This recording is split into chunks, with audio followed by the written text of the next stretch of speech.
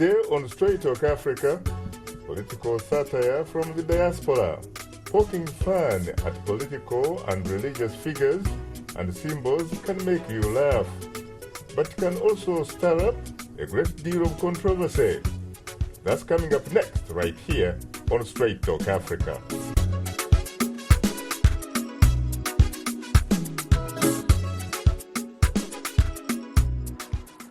Hello, welcome to Straight Talk Africa, live from the Voice of America studios here in Washington.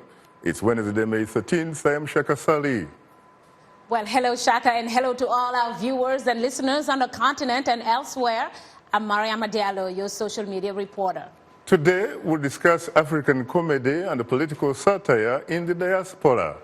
Well, lots of laughs, but a serious discussion as well. Coming up later in our STA inbox, we'll share some thoughts on our topic through your emails, tweets, and Facebook comments. Hope you'll stay with us. But first, comedians are all over the entertainment circuit, trying to make us laugh with their political satire. From the likes of Herbert Seguja, also known as Mendo Museveni, to Adiola Fayehem, presenter of Keeping It Real on Sahara Television, to Kenya and South African political satire puppet shows. We have more from my colleague, Paul Diho. Give it up for Herbert Seguja.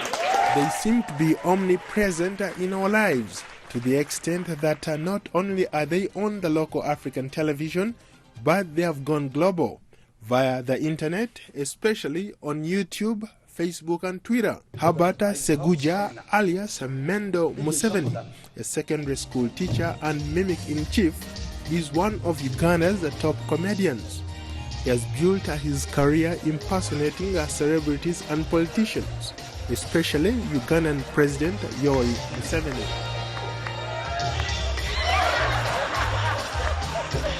Seguja imitates Museveni to near perfection, from the expressions and voice to the stance and clothing. Seguja became well versed in all things Museveni. But Seguja calls it fraternity, not mockery, especially since she's an avid Museveni supporter.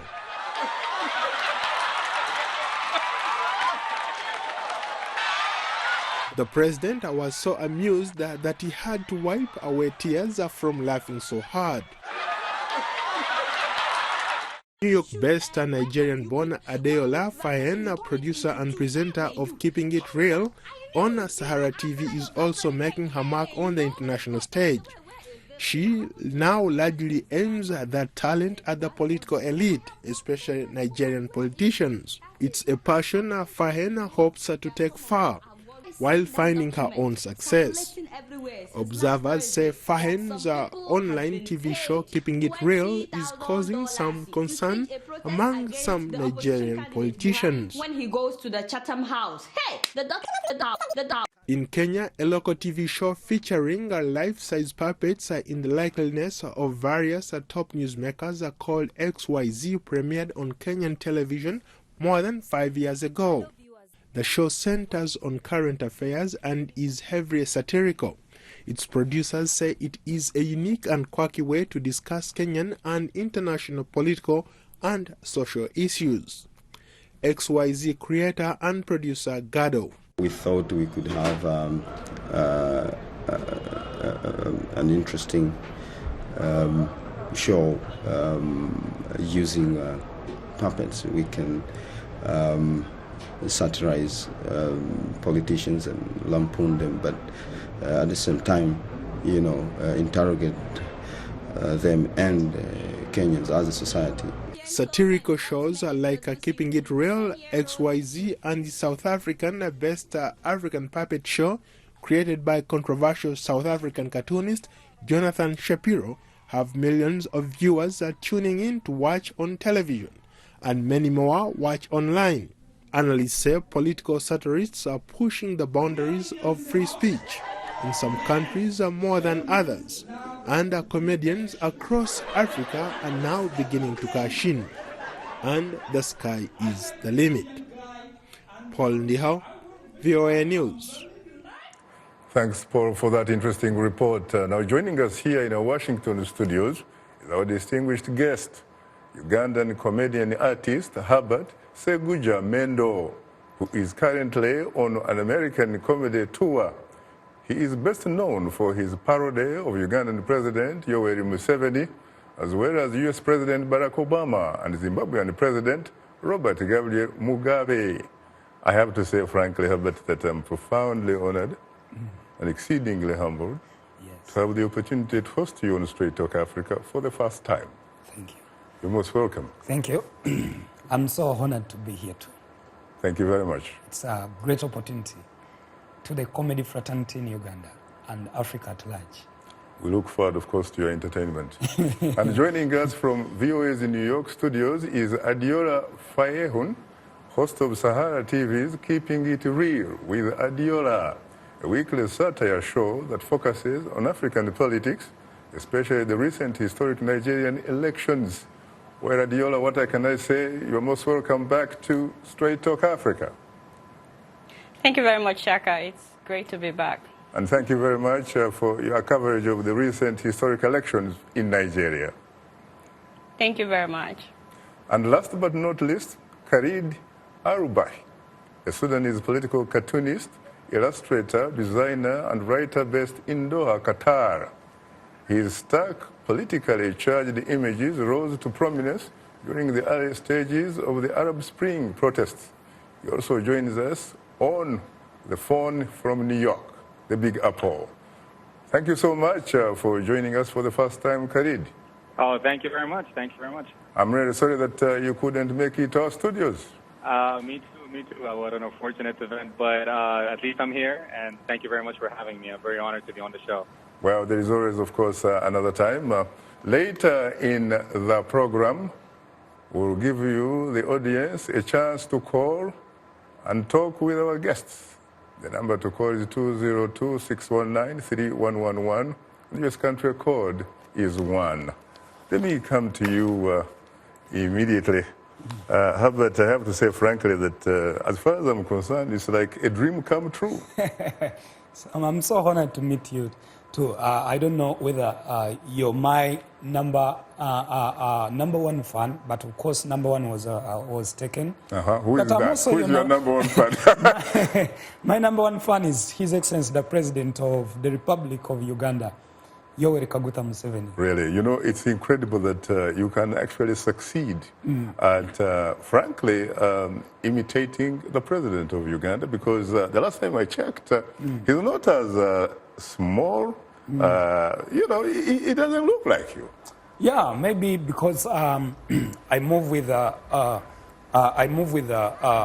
norms and I can call them traditions of theater, where it includes costuming, makeup, plus other things, lighting and others. But when it comes to costuming and makeup, they make the image of the president, and so because comedy is about expectation and surprise, I don't need to put on the costumes of the president. I just want to surprise people, so I end up going back to my original character. Then when it comes to stage, I put on as the president. So it gives you the freedom of expression, yes, really. Actually, you can exaggerate, you can sensationalize. Yes, yes. Where do you draw the line sometimes? Because there are times when you say things that sometimes someone, frankly, in their position may not want to listen to. Well, at times I find that challenge, actually. You know, I write my script, I write my speech, but of course I'll go back to theater. Let me call it a script. President calls it a speech.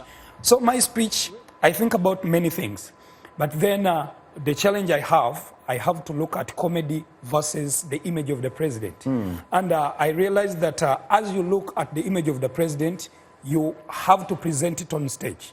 So there are some things you can't hide away. Okay. For example, if you are talking about the economy, you are not going to be a comedian just. There are some things you have to, the facts. So those facts, at times they hurt people, but at the end you have to make it comical, because at the end of it all, I'm entertaining. I'm not presenting a State of the Nation address. So what you do is not necessarily a reflection of the reality of the situation, really. I would say 50%. You know, drama is a mirror of the society. What I do on stage is a reflection of what happens in the society. But basing on the political system in Africa, there are some things you have to give up and concentrate on the comical part of it. Because, you know, it's, politics is just politics is such a hard game that once you involve yourself in such a in too much political part of it, then you can end up losing your audience. So you tend to either forget that and then concentrate on the comical part only. What inspired you to get into comedy, really? Well, my inspiration for the president, my inspiration came in 2002. I remember it was a swearing-in ceremony for the president of Uganda, who is still the president of Uganda, Yoweri Museveni, in 2001, 2002. He invited a comedian from Zambia. He's called Ben Philly. Ben Philly came to Uganda. He was given 5 minutes to perform before the president at Kololo airstrip. Ben Philly imitated the Ugandan president. He went to the president, the former president, the late Nelson Mandela, and then another BBC correspondent. I was so much inspired. I felt like I asked myself questions like, how can someone out of Uganda do the impressions of President Museveni? But by that time, I was very, very small. But I said, let me try my best. Which you do, of course, and very effectively. Adiola, how are you today? I'm doing really well, thank you. And you? I'm doing terrific. Now, tell me about your coverage of the recent historic elections in Nigeria. In fact, someone was saying that since October the 1st, 1960, Nigeria, in fact, had never had a real election, except the one that was aborted July 12, 1993. Do you agree with that? I was going to say except the one of 1993, which, of course, you know what happened with that. But I feel like this year, Nigerians, we can say that our voices were heard. People were able to go out there and make their own decision. And I think that the social media played a huge role, as well as online media and shows like myself in terms of educating people, you know, about the two major contestants. My show, for example, I was able to talk about so many of the controversial issues that people were talking about regarding the two candidates. And that helped a lot of people to realize that this decision shouldn't be based on religion and ethnicity. I feel like religion and ethnicity plays a huge role when it comes to Nigerians making their decision. But this year, through the social media, there was a major campaign on social media.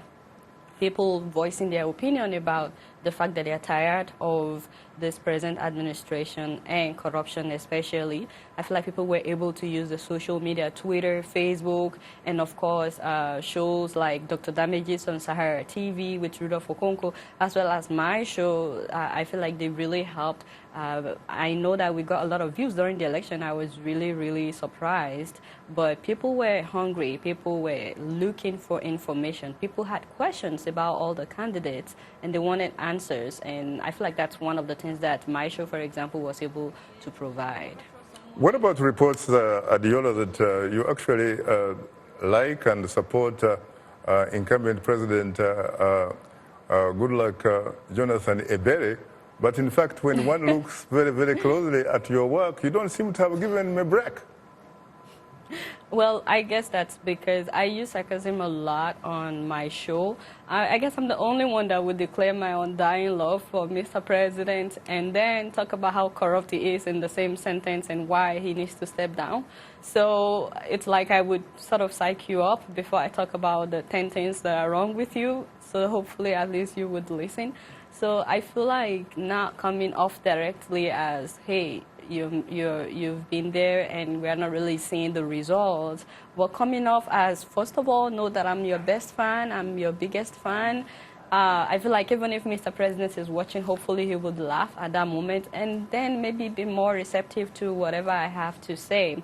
So I'm the one that would say it on the show that Mr. President is my president and I'm his biggest fan.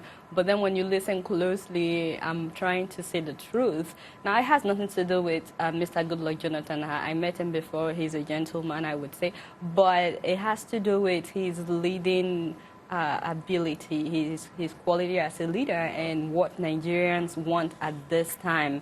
Nigerians, we were so ready for a change. And when the election was over, majority of the people were celebrating, actually.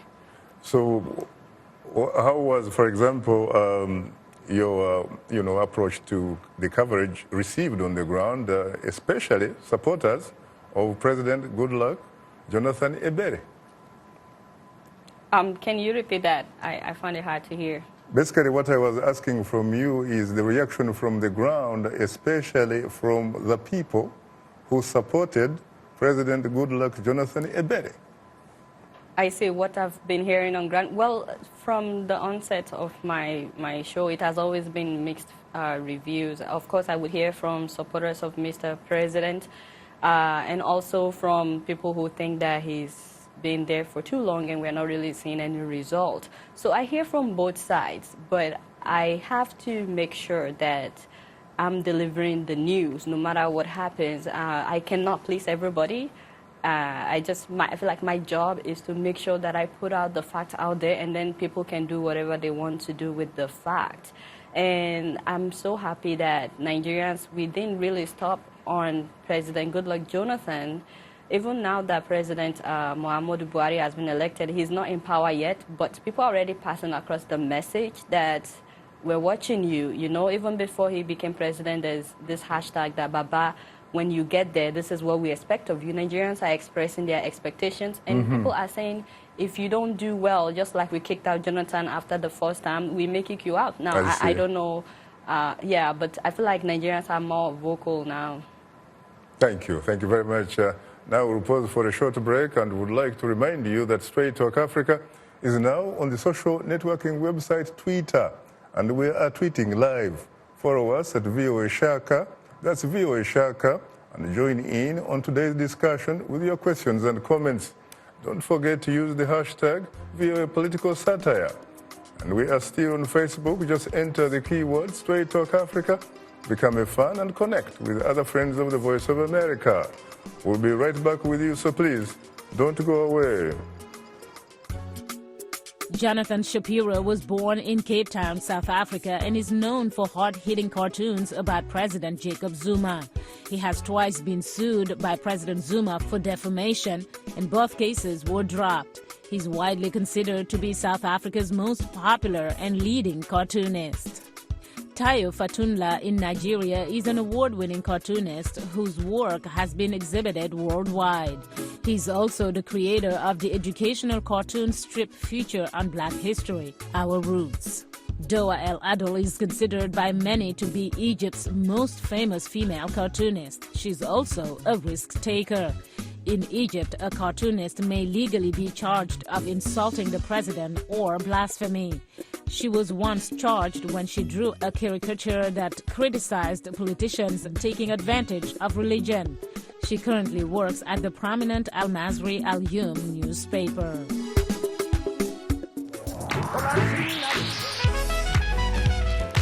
I wanted to present music and a side of American culture that is most important to me, that is a part of who I am. They're going to get some incredible performances.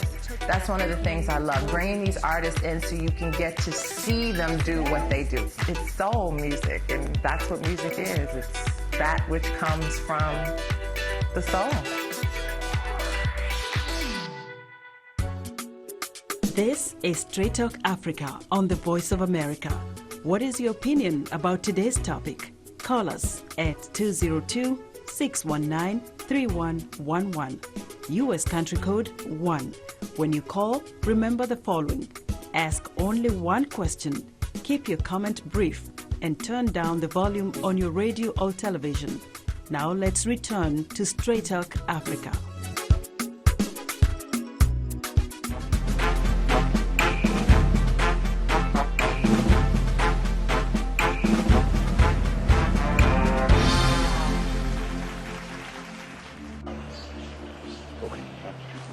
Peter.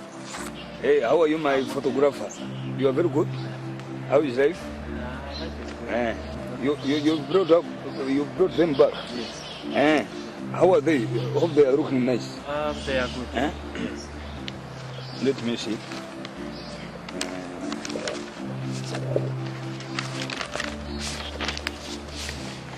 Oh, this is very good. Memories. This one is very good. I will frame it and I put it in my house. This is for Uhuru. I remember this is the swearing in ceremony. That one is very good. Now this one we are launching the East African Federation. You see? This is very good. Very good. Good. Now this is where you went wrong, because you see, you overpixeled it. You see, yeah. And then I think you didn't crop very well, because you now know these things of photography.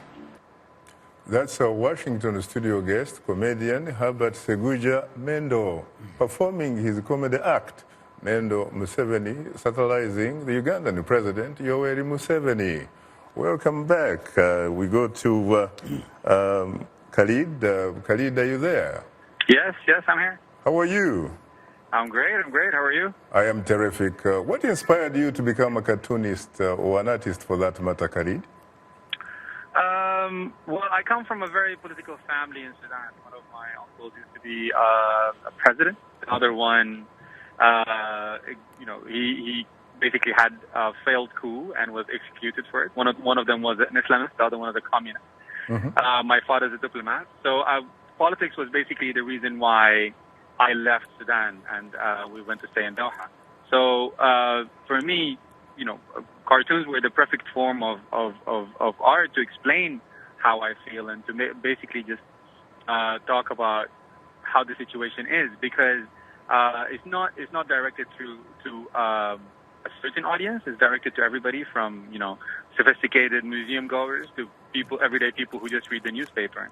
And the other thing is that in the newspapers in the Middle East have become a lie, basically. It's a joke, right? So the first page where it's supposed to be the important news, nobody reads that anymore, because it's always lies, right? Like this, the headline is always something like, our great leader has achieved something amazing, and everybody's okay, and we're all going to live happily ever after, and which everybody knows it's a lie.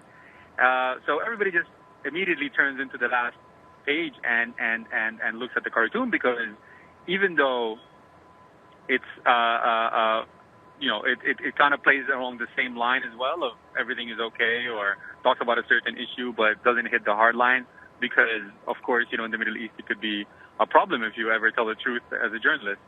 So but people believe that because it's the funny part of telling the truth. So I always felt connected to that, and I always wanted to do more of it. So I started drawing cartoons, and I started applying to newspapers all around the Arab world, but I couldn't get through to anybody, and I think mostly because of the generation gap between the people who are managing these institutions and the young people who are trying to enter these institutions, because there's a huge generation gap in the Middle East. So this is what happened, and I got kicked out of an editor's office, and I was very upset. So at like many people around North Africa at that time, I started a Facebook page, and I started posting my cartoons. And during the Arab Spring, it went from having 20 people who were my friends, who were encouraging me, to having 2,000 people, 3,000 people, now to having nearly 60,000 people from all across the globe. So, it basically the whole thing was a coincidence. It all happened really fast, and I started working with a lot of activists from around the Arab Spring nations. I started working with a lot of artists, and then I got published. Now, to what extent, Khalid, does your work, does your art reflect the reality of the situation? I hope I reflect the reality of the situation. I really don't know to what extent, but I hope I do. And at the end, I try to ask questions. You know, I'm not trying to say that this is my point of view and it's absolutely right and everybody's wrong, because then I'll be just like the government. But what I'm trying to say is that this is my point of view, and I open a discussion, which is and talk very transparently about issues that a lot of governments in North Africa don't talk about, and situations that people don't talk about. So in my Facebook page, and this is a good thing about social media, is that people talk to each other. Yeah. So I post a cartoon, people object to it, people like it, people discuss the situation. Everybody swears at me at some point, and then and then these people actually become friends, right? Yes. So you can go down at the page, scroll down, and then you can find these people who are actually talking or discussing, and then violently, sort of, and then at the end you'll see them that they're actually becoming friends and understanding each other. And this is kind of the message that I'm trying to push out. That we need dialogue, we need transparency in the situation to understand what's going on and to help move forward, rather than just lie and say everything that's okay when everybody knows it's not okay. What about the most recent election in Sudan? Of course, won by Field Marshal, Omar al-Bashir. Yes. Of course, some people will tell you that in fact it was a contest Omar al-Bashir against Omar al-Bashir, because most of the political parties decided not to participate. How were you able to portray that type of election? Well, it's a joke. The whole election is a joke. Everybody knows that he was going to win. Either the other politicians got involved or not. He was always going to win, and it's always going to be 95 or 99% for Omar al-Bashir, because this is how it is. This is how he's been winning elections for 25 years, right? Yes. So you don't really need a cartoon to tell people that, but it's good to say it. And the good thing about social media, again, is that I got to say it. A lot of people that were on the ground in Sudan that worked for publications couldn't say this kind of thing. So for a lot of them, my Sudanese viewers, that was the reason that they follow me, is because I talk about these issues. I do talk about that Omar al-Bashir, being a total fraud, the elections being a total fraud. So the corruption that's happening. So everybody knew that that in itself, the word election in Sudan is a cartoon. Like I don't even need to have a punchline. I see. Very briefly, what about the portrayal of Sadiq Armai, the man, of course, who has been Sudanese prime minister twice, and of course twice being overthrown by the military, and his brother-in-law, Dr. Hassan al-Turabi? Do they still have a future in Sudanese politics, by the way? Yes.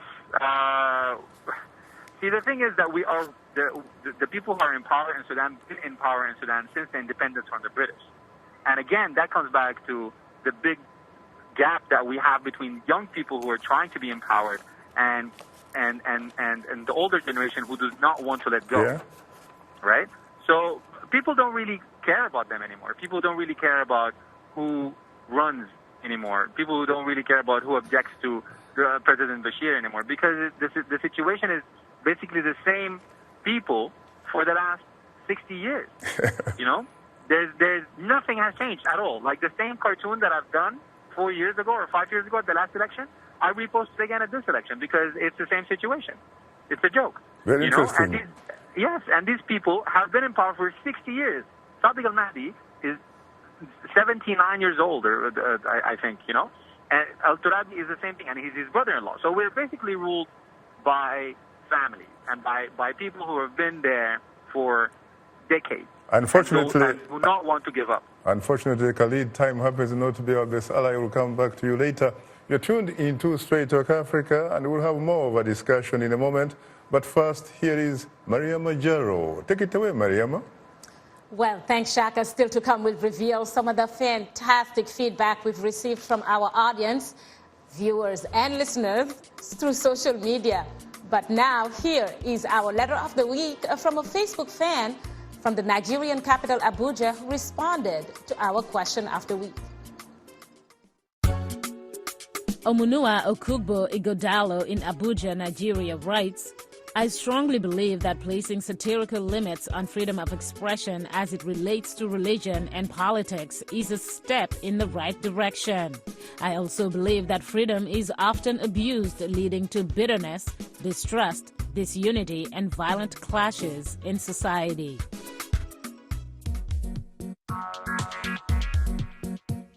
Like Voice of America on Facebook.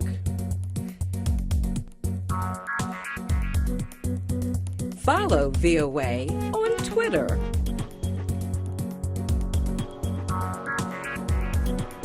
Join VOA on our YouTube channel. Like, follow, join VOA. This is Straight Talk Africa on the Voice of America. Call us now with your questions and comments. The number 202-619-3111. And the U.S. country code is 1. Call direct and we'll call you right back. Remember to keep your questions brief. Now back to Straight Talk Africa. $2 billion. Check! Oga Jonah must cough out this money. He must cough out. Do you know what Nigeria could have been like today with $20 trillion? Like, I can't even process it in my mind. We're supposed to not only be leading Africa, we should be one of the most advanced countries in the world. This new administration has a lot to do in retrieving back the stolen money. Don't forget Abacha's money that the US is trying to return as well. Please, for the sake of the lives of millions of Nigerians that have been altered by these thieves, yes, bring back our stolen wealth. Bring back the glory of Nigeria. And speaking of bringing back stolen items, I am so happy for the woman in Surulere, Lagos, Mrs. Orekoya, whose 3 boys were kidnapped and taken ransom for 13 million naira. I'm so happy that the boys were found. Imagine the youngest is only 11 months and 3 of them were kidnapped by their nanny in conjunction with kidnappers for days. Now, this is just to tell all the parents out there, please be careful who you leave your children with and who you let into the lives of your kids. Don't ever trust someone that you don't know.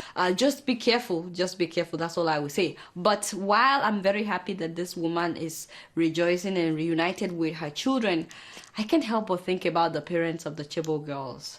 I honestly cannot believe that a year after the kidnapping, these girls will still be missing. So I understand that our leaders in Nigeria don't care about the common people. That was our New York studio guest, Diora Fayehun, host of Sahara TV's Keeping It Real with Diora.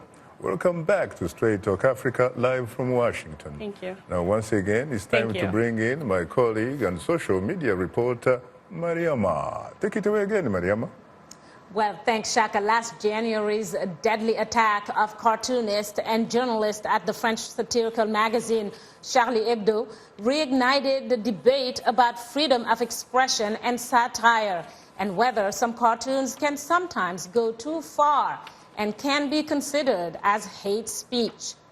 Well, this leads us to our question of the week, asking, how do you feel about placing satirical limits on freedom of expression as it relates to politics and religion? Well, thanks everybody for using all our social media platforms to communicate to us. Let's begin with a comment from Mulan Dixon from Kampala in Uganda, who writes, placing satirical limits on freedom of expression is dictatorial governance. Constitutionally, people are legally allowed to have their own expression, be it toward religion, politics, or poor leadership. Why then deny them their rights? African leaders should learn from their mistakes and learn to respect the Constitution. Another reminder that we are tweeting live today. Use the hashtag VOA Political Satire. And if you haven't yet, please follow us on Twitter at VOA Shaka. Speaking of it, it seems like that yesterday's live Twitter chat with Shaka about freedom of expression and freedom of speech has garnished more discussion on our Twitter page, and thanks to everybody who was able to join the conversation. Now let's go to two tweets. First, we have one from Ebenezer Emmanuel, who tweets that it's one among the stumbling blocks for progress. It has to frankly and seriously come to an end if we are to move on. Well, let's look at another tweet. This time it's from Lawrence Swider, who sends this. I believe in the marketplace of ideas. The best way to address an ugly idea is to shine a light on it.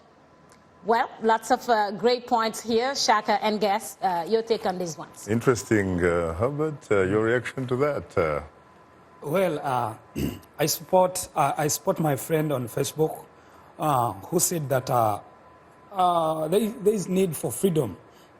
We need to be free in expressing our ideas.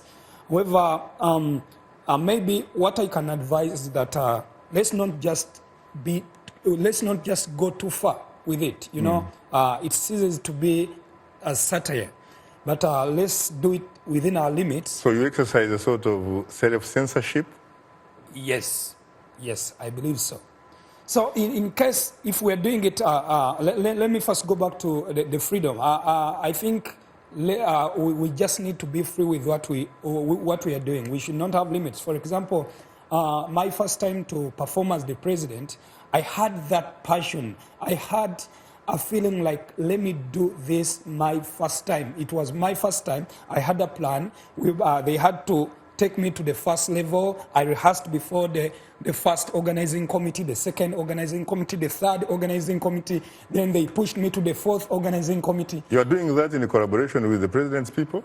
Not the president's people, but at the grassroots, including the LOC chairman, LOC 1, LOC, then RDC. But when it came to the LOC 5, 5 minutes to the performance, he came to me and said, you man, you want to put us in problems.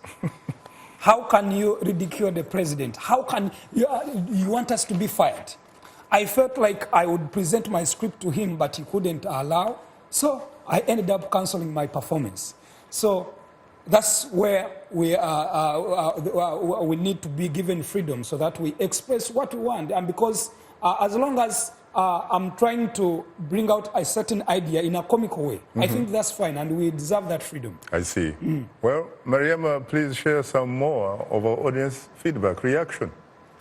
Well, indeed, Shaka, we can move on to a posting from Mohammed Ahmed Mansour from Monrovia in Liberia, who writes, I think placing satirical limits on freedom of expression as it relates to politics and religion will ease tensions between political and religious leaders. Religious leaders should learn to accept criticism, and political leaders should listen to each other's demands as a sign of democracy. Well, let's look at another comment. This time, again, from our Facebook page, comes from Mandela Bruce of Bushenyi in Uganda, who says, really, I don't understand why people are fighting day and night for fulfillment of self-based interests other than what Allah, God, and Yahweh calls for. Just one love for humankind. Very interesting opinions. Shaka and Guess, again, your thoughts on these ones. Very interesting indeed, Mariama. What about you, Adiora? Is it equally interesting to you? To be honest, I like the two comments that Mariama read just now. I don't think that any limit should be placed on people that are making fun of politicians, especially. Now, religion, one has to be careful because it has led to a lot of unnecessary killings. But political officials were elected, and they should be accountable to the people that elected them. If you can make fun of your officials, they become like dictators if people cannot say anything. A show like mine, for example, was birthed out of necessity because it looks like the traditional media is not really saying anything that would get the attention of our officials. It's like they keep talking about the good things that they're doing when it's so clear that this person is not doing well. People are dying. Kids are being kidnapped. Boko Haram is killing people, and the traditional media keeps talking about how they commissioned a new building and this. So a show like mine was brought out of necessity because this is what people are saying at home. They may not necessarily go on the traditional media to talk about it, but Someone has to talk about it. So that's how a show like mine was birthed. Now, it makes people laugh, but at the same time, it's talking about what's really going on. And the moment you start placing a limit or you start trying to censor people that are, into people that are into what I'm into, like satirical shows like mine, then the person is becoming authoritarian, so to say. So I would not lobby for them to censor any satirical show, or shows like XYZ. It's doing great, and we're learning. Other people are learning about what's happening in those countries. People are learning about what's happening in Nigeria because of my show, and I don't focus on Nigeria alone. I focus on other countries as well. But Adiola, how about some who will say, how do you sincerely decide as whether or not you're crossing a line? And I'm talking about especially when you are making commentaries about religious issues and what have you. Don't you sincerely and seriously consider things to do with making sure that you are not socially, culturally, and sometimes perhaps even politically insensitive? Talking about religion, for me personally as a Christian, it's easier for me to make fun of Christian officials or religious people that are Christians, but they're really religious, but they're not doing the right thing. It's easier for me because I'm a Christian. It's harder for me to talk about Muslims. For example, the president of Burundi, who was overthrown today in a coup, Are you very I've sure? talked several times about the fact that... Are you very sure about those facts? Well, he's denying it. He flew into his country, and the army general did not allow him to land. Right now, I heard that he's on his way to Uganda because he couldn't land in his country. So they're not letting him back. So, okay, even if he wasn't overthrown, at least there was an attempted coup today in Burundi. I've made fun of the fact that he claims to be a born-again Christian, and he's married to a pastor. And yet, he's been insensitive to the plight of his own people. Why would he want to run for third term when the Constitution only allows 2 terms? Now, he's saying that he was anointed by God. And my stand as a Christian is that God can anoint somebody else as well. There's no reason why he should be the only one anointed. He's served for more than 10 years. I mean, for 10 years already. Why do you think God cannot anoint somebody else to carry on from here? So I think it's easier for me to make fun of so-called Christian officials that are not doing the right thing because I'm a Christian, but religion can be a very sensitive topic. But for politicians, I don't think there should be a limit if they're not doing the right thing. I mean, here in the U.S., they make fun of Obama like more than any other president, and he keeps doing what he's doing. So I don't think there should be a limit when it comes to politicians, especially African politicians. They're not accountable to anyone. You have to be careful about Burundian President Pierre Nkurunziza because his name actually means good news.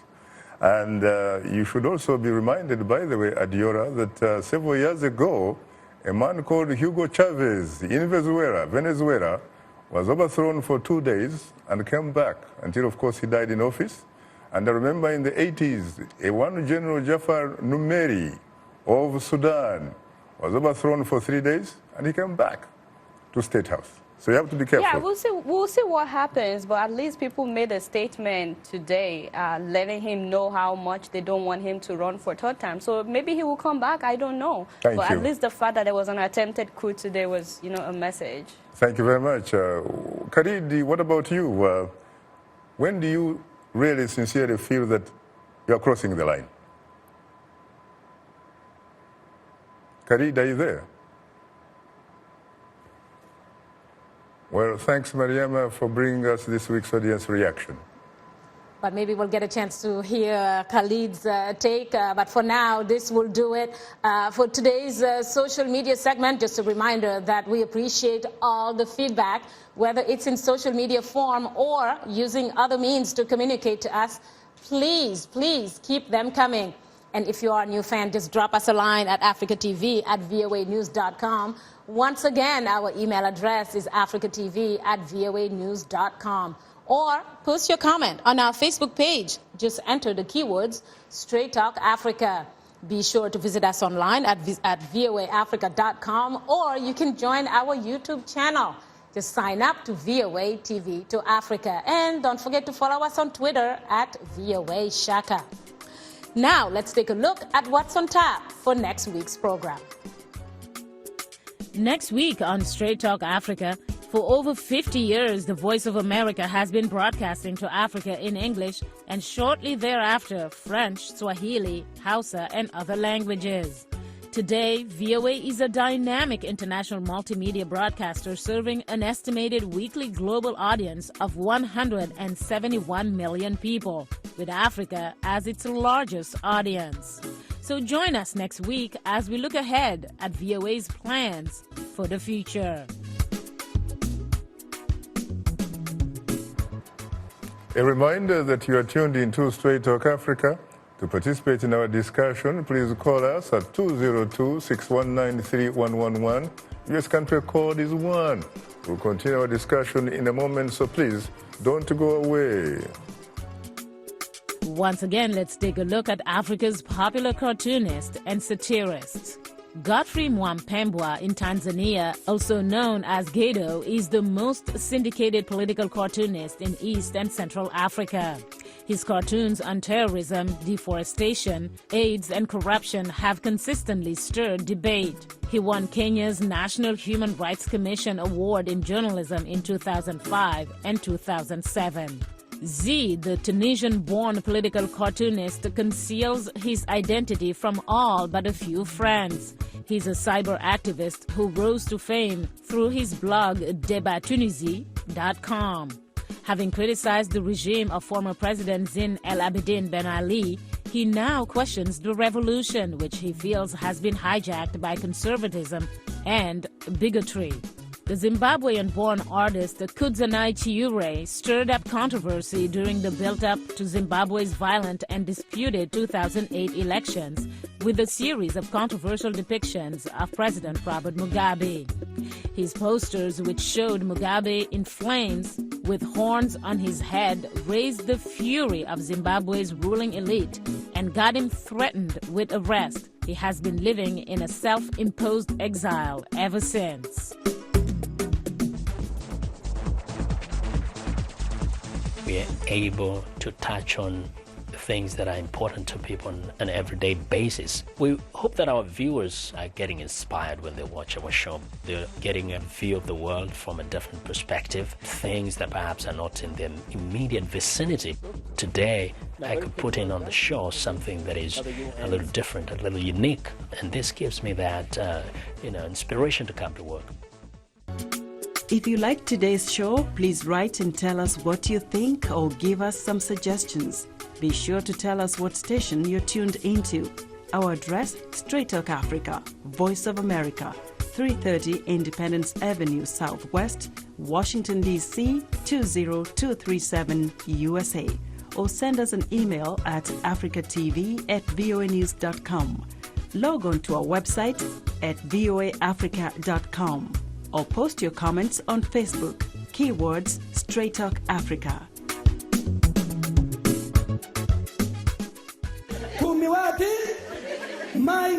My name is Teacher Mpamire. Teacher Mpamiwati.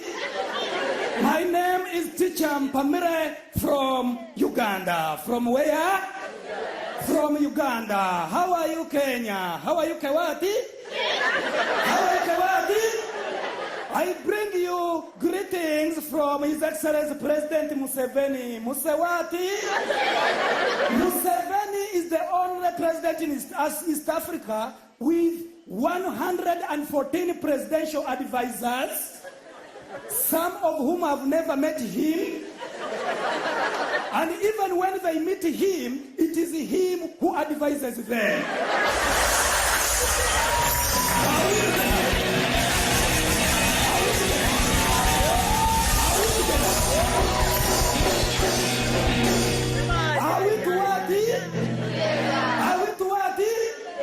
Anyway, I'm very proud to be here, and I thank God that we are still alive. Arawati?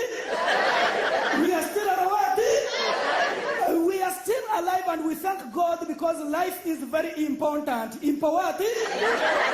Life is very important, that without it, you would be dead. You would be what? Ask your neighbor, are you dead or alive? Are you dead or Arawati? Much as life is important, this world is more important. Importantawati? You know, we are living in a wonderful world, but this world is also confusing. What? This world is so confusing that we do not know who is the confuser and the confusee. What? Ask your neighbor, are you the confuser or confusing?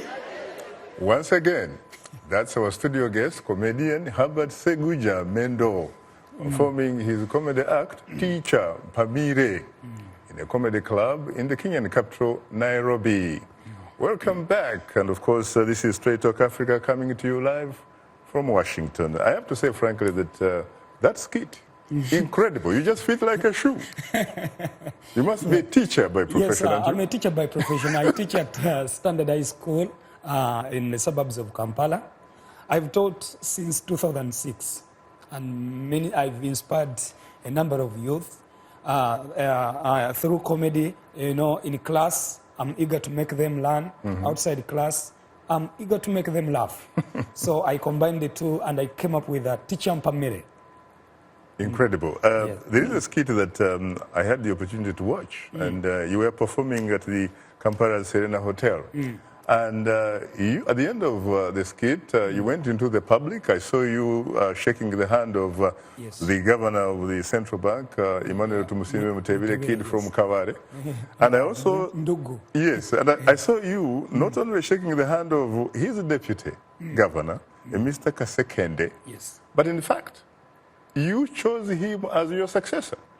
Now, given that you know the Ugandan president very well, and he's the man, of course, there are a lot of people who have been saying that maybe it is time for him really to retire and go back to Rwachitura and take care of his cows. Were you saying something serious here? Well, my message... Kasekede is your successor. Well, my message was, I want to show people that seriously, there must be a successor. And you know, by the time when people ask you for a successor, it doesn't mean that you have done something bad, or it has become so worse that now they need a replacement. But it shows people that actually, as leadership, as she said, that leadership comes from God, but everyone can be a leader. So by giving people a chance to appoint a successor in front of them, it shows some bit of democracy from the president, if he has given them a chance. That's why I came up with that idea and said, by the way, I don't need to go to the State House. I can even select my successor from you people, so that you feel like, oh, the president can choose me to be his successor. And I told him that my only challenge and my only advice is that once I give you this, once you become my successor, don't overstay in power.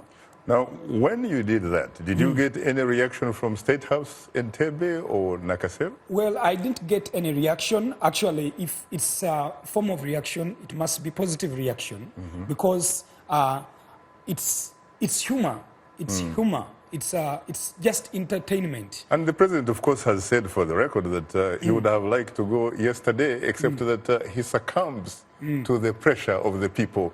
I sometimes wonder which people might those be. Yeah, he says power belongs to people. And if people say that, we still need you. So for him, he says, he can say, let me come back if you still need me. Otherwise. Unfortunately, time happens not to be our best ally. Let's go to the lifeline of the show, which are the telephone callers. Good evening, Patrick from Nigeria. You're most welcome, Straight Talk Africa. Good evening, Mr. Shaka. Good evening, Mr. Herbert. I'm hugely terrific. What is your question? You have 1 minute, Patrick. No problem. In Africa today, Mr. Shaka, religion plays an important role in politics, both voting pattern and campaign pattern. And my question to Mr. Herbert as a comedian, why do Africans celebrate corruption in the household of God? And all ill-gotten wealth we see that comes out from Africa, they are being stuck in Europe and Asia. Why is this so, Mr. Herbert? Thank you very much.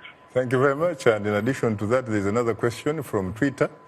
It says, it is asking you, were you afraid to mimic President Yoweri Museveni when you first did it? Well, let me start with this one. Maybe the first time I was afraid, and actually I was nervous. Why would you be afraid? He says that he brought you democracy. He's a militant. He's a militant. So because it was my first time to perform before him, I was feeling so nervous that I almost cancelled my performance. But I had built a firm foundation before his people. So by the time I went on stage, I was already receiving an applause from the audience, yes. And I gained that confidence. Otherwise, any general can make you nervous. You know, you can feel his presence. What about reports that he likes you so much that, in fact, he may have sponsored you to come to America? Well, he sponsored me for comedy training at American Comedy Institute, and I went there personally. I asked him to assist me so that I advance my career in comedy, at the same time trying to uplift the standard of comedy in Uganda. So he was fine with it, and I thank him for that, because that shows that he appreciates arts in Uganda. And he might be the first president in Africa to sponsor a comedian, because they don't take us serious. Interesting. What about the other question from just Patrick? Remind me about that question. About corruption? Yeah. What did he say? I think he was talking about how a lot of African leaders and stuff like that, they are corrupt and stuff like that. Perhaps what can a comedian like you do? Corruption must be, it might be one of the, in Uganda we have what you call 6 killer diseases. We used to have malaria, typhoid, heart, cholera, but corruption came on board, and it is something that is even sensitive to me as a comedian. But some people are concerned about the president, frankly, seems to be championing the habit of what they call the fight against brown envelopes. Yes. And wherever he goes, there are sacks of money following him. Now, I'm one of the victims of the brown envelopes, by the way. I see. But to me, as an artist, every time I receive those envelopes, he doesn't call me at home. They don't call me that, come to the State House and pick this brown envelope. I normally receive these brown envelopes after my performance, meaning that it's a token of appreciation. So I've looked at a number of envelopes he has given out, but these envelopes normally go to people who have been entertaining the audience every time he goes to a certain function. So for the issues of sacks, maybe it's part of and that is people's money anyway, so maybe it is a form of redistributing. You never know. It might be people's money, it might resources be from his own pocket. Unfortunately, time happens, frankly, not to be our best ally. And on that note, thanks to our distinguished guests, Ugandan comedian artist Albert Seguja Adiora Fawemu, host of Sahara TV's Keeping It Real with Adiora, who joined us from VOA's New York studios. And last but not least, Khalid Arbai, a Sudanese political cartoonist, illustrator, designer and writer, who also joined us from New York. Thanks to affiliate stations, along with our viewers and listeners, we thank you for tuning in. For many of our Voice of America radio affiliates, Learning English is coming up next. And tomorrow morning, it's Daybreak Africa with James Bate. On behalf of the Voice of America, thanks for tuning into Straight Talk Africa. In the meantime, get better, not better Africa. And please remember to keep the African hope alive.